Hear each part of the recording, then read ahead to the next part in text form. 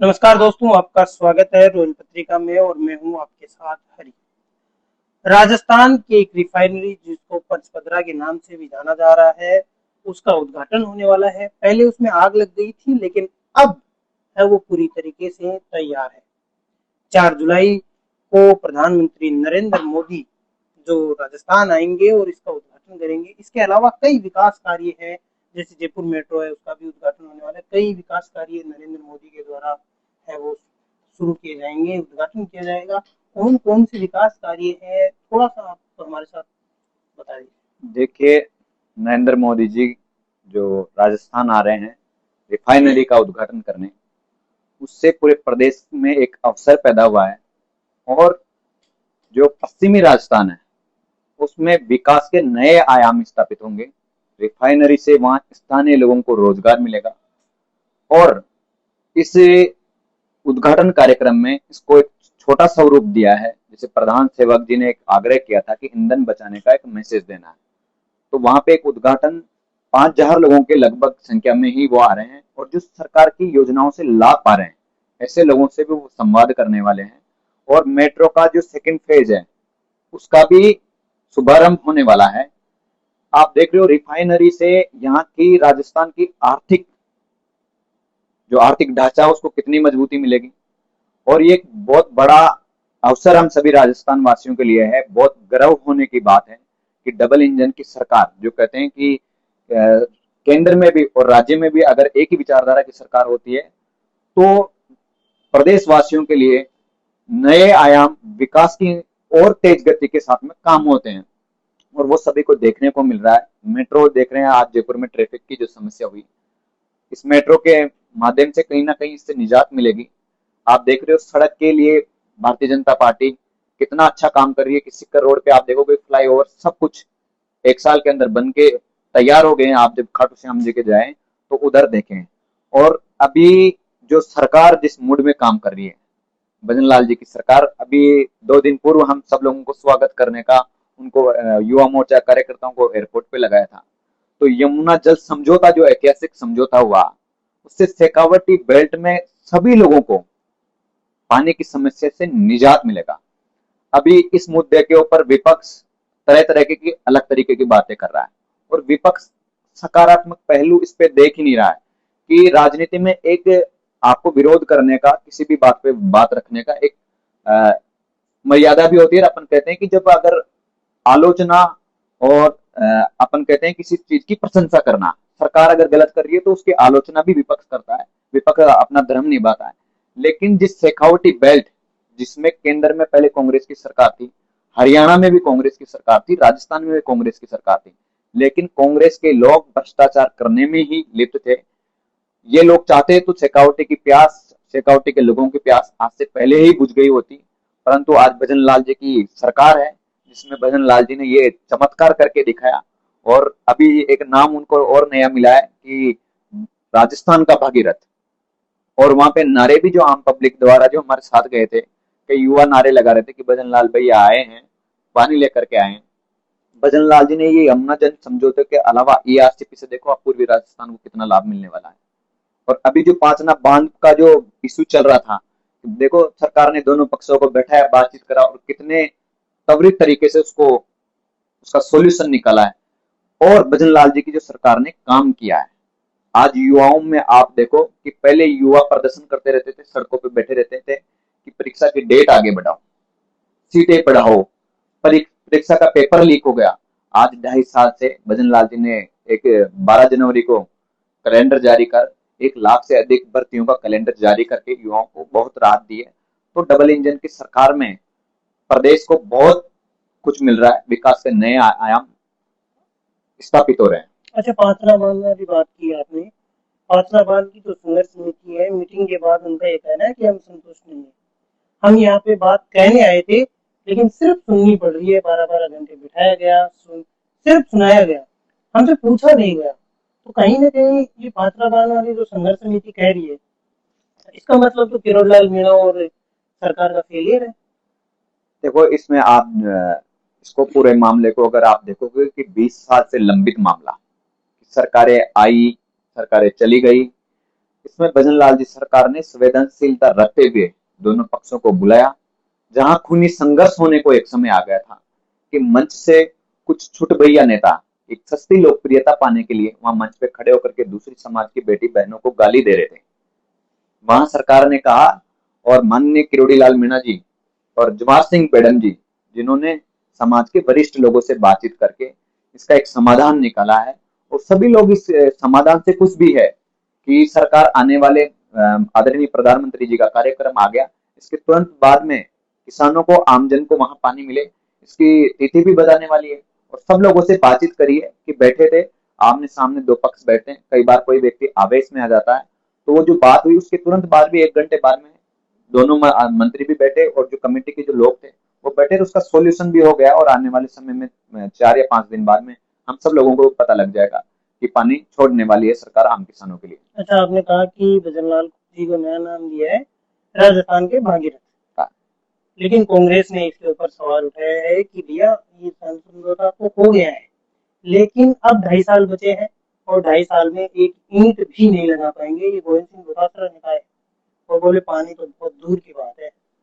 आप गोविंद सिंह डोटासरा जी का ये दोहरा चरित्र है, जिस शेखावटी से वो आते हैं, देखो कितनी बड़ी उनकी विचारधारा का फेलियर है कि उनको किससे समझौता करना पड़ा। उन्होंने कांग्रेस की लोकसभा की सीट किसको दी? हमरा राम जी कोई कांग्रेस के कार्यकर्ता तो थोड़ी थे। जिस पार्टी के वो प्रदेश अध्यक्ष हैं, अपने क्षेत्र में लोकसभा का चुनाव आपके पार्टी के सिंबल पे नहीं हो रहा, इससे बड़ा फेलियर आपका क्या है? और आप शेखावटी को पानी मिला है तो उसकी प्रशंसा करिए ना। आप कहिए कि सरकार इसका पूरा प्लान दिखाए, इसका रूट मैप क्या है, उस पर बात करें। ये लोग जैसे 2024 में जो लोकसभा चुनाव हुआ था, इन्होंने कहा संविधान खतरे में, लोगों को बरगलाया, लोगों को झूठी झूठी तरीके की योजनाएं इन्होंने बताई। जैसे उत्तर प्रदेश में तो आपको पता, कांग्रेस कार्यालय को आमजन की महिलाएं घेरने के लिए पहुंच गई थी कि आपने जो कहा था 2100 रुपए मिलेंगे, सिलाई मशीन मिलेगी, मीडिया ने काफी इसको वायरल भी करा था। तो इन लोगों का झूठ बोलने का, भ्रम फैलाने का काम है। ये मुद्दों पे विकास की राजनीति करना ही नहीं चाहते। गोविंद सिंह डोटासरा जी जब शिक्षा मंत्री थे, कितने पेपर लीक हुए? उन्होंने कभी जिम्मेदारी भी ली क्या कि हमारी सरकार का फेलियर है, हम इस पे सुधार करेंगे? गोविंद सिंह डोटासरा के अलावा जो मुख्यमंत्री जी थे आदरणीय अशोक गहलोत जी, उनके पीएसओ को पेपर मिला, पीएसओ के बेटे को पेपर मिला। और आज भजन लाल जी की सरकार में कोई बता दो कि कोई भाई बता भतीजाबाद इस सरकार में चल रहा है तो। अच्छा, मैं आपकी बात काटना चाह रहा हूँ, माफी चाहता हूँ। आप कह रहे हो कि गोविंद सिंह डोटासरा ने जिम्मेदारी नहीं ली पेपर लीक की। जिम्मेदारी तो धर्मेंद्र प्रधान भी नहीं ले रहे हैं। धर्मेंद्र प्रधान जी वाला और गोविंद सिंह डोटासरा जी वाली दोनों चीजों में अंतर इस चीज पे है कि धर्मेंद्र प्रधान जी की कौन सी इंडिविजुअल कोचिंग चलती है, कौन से उनकी कोचिंग सेंटर में नीट के बच्चे पढ़ते हैं। गोविंद सिंह डोटासरा जी की खुद की कोचिंग है। इतने प्रतिभाशाली अगर उनका परिवार है तो उन्होंने कौन कौन से सर्टिफिकेट लगाए, एक बार आप भी मीडिया के बंधु हो, आपको भी सारी जानकारी। मैं व्यक्तिगत उनके परिवार पे आरोप नहीं लगाऊंगा, परंतु ये कहूंगा कि राजनीति में इतनी संजीदगी होनी चाहिए कि आपसे कुछ गलती हुई है तो उस गलती में सुधार करके आगे बढ़ना चाहिए। आपने हमेशा ये तय कर लिया कि हम तो गलत थे, फिर आपको जनता ने नकारा क्यों? 2023 में नकारा क्यों आपको जनता ने, जब आप ये कह रहे हो कि हमने तो बहुत अच्छी सरकार चलाई, बहुत अच्छे काम करे। गोविंद सिंह डोटासरा जी ने जो देश के जो केंद्रीय मंत्री है, गडकरी जी के लिए जो शब्द चयन किए मन से, एक परिपक्व नेता को ऐसा नहीं बोलना चाहिए। और वो कांग्रेस के प्रदेश अध्यक्ष हैं, उनसे युवा क्या सीखेंगे? ये चीज भी वो कई बार बड़बोलेपन में किसी भी व्यक्ति के लिए कुछ भी बोल जाते हैं, जो राजनीति में एक ठीक परंपरा नहीं है। अगर उनको दिक्कत है कि भजन लाल जी ने शेखावटी की प्यास बुझा दी, तो ये क्रेडिट तो आप भी ले लेते, आप भी सरकार में मंत्री थे, आप काम करते, क्रेडिट लेते उसका। भजन लाल जी, आदरणीय भजन लाल जी 24 घंटे में से जो सुनते हैं जाते हैं कि 16 घंटा, 17 घंटा, 18 घंटे वो मेहनत करते हैं। और जिस परिवार से आकर के आज उन्होंने राजस्थान के विकास के लिए करा, क्योंकि वो गरीब किसान मजदूरों की, युवाओं की जो पीड़ा होती है उसको भली भांति समझते हैं और वो युवाओं के लिए काम भी कर रहे हैं। और आप राजस्थान, प्रतिदिन लोग कहते हैं कि दिल्ली जाते हैं भजन लाल जी, दिल्ली जाते हैं तो करिए है ना यमुना जल का समझौता, कितना बड़ा समझौता है, कितने सालों बाद में राजस्थान को ये सौगात मिली। तो ये विपक्षी इन चीजों को हजम नहीं हो रहा, इनको लग रहा है कि आने वाले टाइम पे, जैसे भारतीय जनता पार्टी का इन्होंने सोचा हरियाणा में चुनाव ये लोग नहीं जीतेंगे, दिल्ली में तो ये सपना ही नहीं लेते थे कि दिल्ली में तो आने वाले नहीं है। बिहार में इनको लग रहा था कि ये लोकसभा में कुछ कमी बची रह गई थी जो इन्होंने युवाओं को बरगलाया था कि भाई संविधान में संशोधन करें। संविधान की हत्या किसने करी, संविधान की बात करते हैं तो अब इनसे लोग पूछेंगे, ये गांव में जाएंगे पंचायती राज चुनाव में, नगर निगम के चुनाव में, संविधान की हत्या किसने करी, आपातकाल किसने लगाया। तो ये इनके विचार परिवार की देन है। जिस संविधान की दुआई देते हैं बाबा साहेब की, तो बाबा साहेब का विरोध किसने करा। तो ये लोग झूठ फैलाने के बजाय भ्रम फैलाने के अलावा इन लोगों को कुछ भी काम नहीं। सकारात्मक मुद्दों को आप घेरिए ना सरकार को, कि सरकार क्या डेवलपमेंट नहीं कर रही, कि सरकार का कौन से मंत्रालय में भ्रष्टाचार हो रहे, ये बात विकास की मुद्दों पे करना ही नहीं चाहते हैं ये लोग। तो ये बड़ा फेलियर है राजनीति में। जो भी है, पक्ष हो चाहे विपक्ष हो, जनता के हित में जो चीज है उसकी प्रशंसा भी होना चाहिए, और जनता के अगर खिलाफ हो तो उसकी आलोचना में कोई समस्या भी नहीं होनी चाहिए। अच्छा, आपने अभी अभी कहा कि पंचायत राज चुनाव में जब जाएंगे, गांव गांव जाएंगे तब पूछेंगे लोग क्या पंचायत राज चुनाव होंगी क्या नहीं? देखो, क्योंकि काफी समय से नहीं हो रहे। पंचायती राज चुनाव में इन्होंने जो कांग्रेस ने जो कांड किया था कि नगर निगम एक था, जयपुर नगर निगम, इन्होंने अपना बोर्ड बनाने के लिए नगर निगम के कितने टुकड़े की करे इन्होंने अपने चहेते विधायकों के, चहेते मंत्रियों के छोटे छोटे जिलों होने के बाद में उनको जिलों की घोषणा कर दी। कैसे लागू कर पाओगे आप। कितने कॉलेजों की इन्होंने घोषणा करी, इनका धरातल पे वो चीजें, योजनाएं धरातल पे कितनी उतरी। इन्होंने आलन फालन में इन्होंने जो भी चाहा वैसा निर्णय लिया इन्होंने। अब उस चीज को एकदम सुधार करके धरातल पे उतारने में समय लगेगा। नगर निगम जयपुर वापस एक नगर निगम हो रहा है, इससे विकास को और गति मिलेगी। पंचायती राज में जो इन्होंने टुकड़े करे, अभी सरकार ने जो नई पंचायतों में जिन्होंने एक मिनिमम क्राइटेरिया रखा है कि 2425 वोटर होगी वो नई पंचायत बनेगी, तो अब सारी चीजें नई नई पंचायतों का गठन हुआ। तो मुझे जो यहाँ तक लगता है कि नवंबर और जनवरी में सरकार चुनाव कराने जा रही है। मतलब हाई कोर्ट ने कहा 21 जुलाई, तो 21 जुलाई को चुनाव नहीं हो रहे। देखो, जब सरकार तैयार, ये विषय क्या होता है, सरकार का होता है, अधिकारी तय करते हैं कि इसमें जो लोग लगेंगे चुनाव कराने के लिए, तो उन सब लोगों का कैसे कैसे इसको मेथड को प्लान करना है, इसका क्या मैप होगा इसका चुनाव कराने को लेकर के। तो चुनाव तो होंगे, निश्चित तौर से चुनाव होंगे, और सरकार इससे बग भी नहीं रही है, सरकार मना काम कर रही है। ये लोग झूठ बोलते हैं, मैं बार बार कहता हूँ, ये भ्रम फैलाते हैं। इन्होंने कहा मोदी जी आएंगे, तीसरी बार जीत जाएंगे, संविधान को खत्म कर देंगे, खुद ही आजीवन प्रधानमंत्री रहेंगे। क्या हुआ, हर प्रदेश में चुनाव हुए ना, हर प्रदेश में इनको तमंचा इनके गाल पे लगा। ये बंगाल से लेकर के, बिहार से लेकर के, महाराष्ट्र से लेकर दिल्ली हरियाणा सब चुनाव हार गए। ये जैन जी को, राहुल गांधी जी आते हैं कहते हैं कि विद्रोह कर देगी जैन जी, जैसे नेपाल में किया। तो ये युवाओं को उकसाने की बात करते हैं।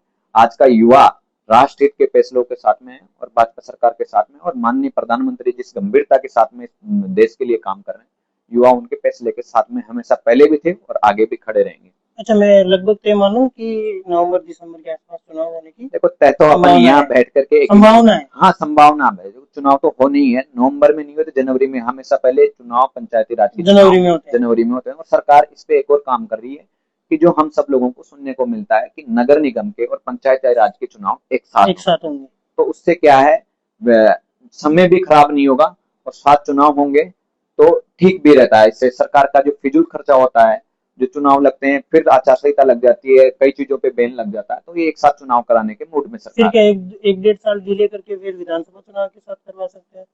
स्टेज पे। तो ये तो चीजें हास्यास्पद हो जाएगी। सरकार का पूरा मन है, चुनाव कराएगी, युवाओं को इसमें मौका भी मिलेगा। जी बिल्कुल। तो ये थे हमारे साथ में भाजपा युवा मोर्चा के प्रदेश उपाध्यक्ष डीडी गुजर, जिनसे ढेर सारी बातें हुई। सबसे पहली बात तो नरेंद्र मोदी के जो राजस्थान दौरा है उस पे, इसके अलावा भजन लाल शर्मा के जो यमुना जल समझौता है उसको लेकर भी बातचीत हुई। इसके अलावा पंचायती राज चुनाव वाली बात है वो थोड़ी सी इंटरेस्टिंग बात है, क्योंकि पंचायती राज चुनाव जो 21 जुलाई हाईकोर्ट ने जो डेट दे रखी है, हो सकता है कि उस समय तक चुनाव के लिए जो कमेटी है वो तैयार नहीं हो, राज्य निर्वाचन आयोग तैयार नहीं हो, ओबीसी आयोग की रिपोर्ट नहीं आए, तो ओबीसी आयोग की रिपोर्ट भी नहीं आए तो उसमें भी तैयारी में थोड़ा बहुत कुछ है वो डिले हो सकता है। कहीं ना कहीं नवंबर दिसंबर और जनवरी जो ये 3 महीने हैं इसमें चुनाव है वो देखने को मिल सकते हैं। ये इशारा भाजपा के युवा मोर्चा के प्रदेश उपाध्यक्ष डीडी गुजर ने कर दिया है। तो ऐसे में अब देखने वाली बात ये होगी कि क्या नवंबर दिसंबर जनवरी के आसपास चुनाव होंगे या नहीं। आप कमेंट सेक्शन में जरूर बताइएगा। मैं कैमरामैन रोहित के साथ जयपुर से हरी।